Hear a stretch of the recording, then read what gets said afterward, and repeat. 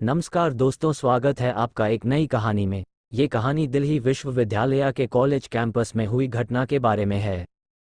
मानो या ना मानो, लेकिन इस कंपास में मुझे भूत प्रेत होने के कई सारे किस्से सुनने को मिल रहे हैं।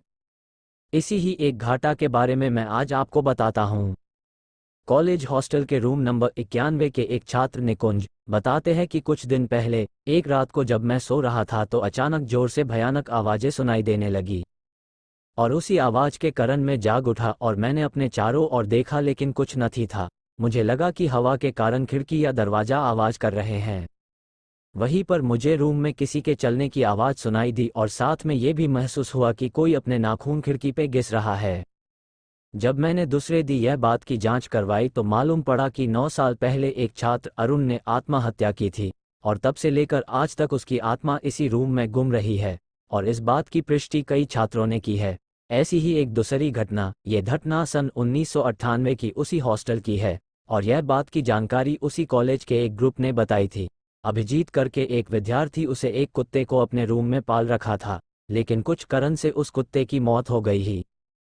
अभिजीत उस कुत्ते को लेकर पास के जंगल में दफनाने के लिए गया, या वापस आकर अपने रूम में जाकर सो गया, या फिर कभी उठा ही नहीं। अभिजीत की मौत कैसे हुई वो आज भी के रहस्य है।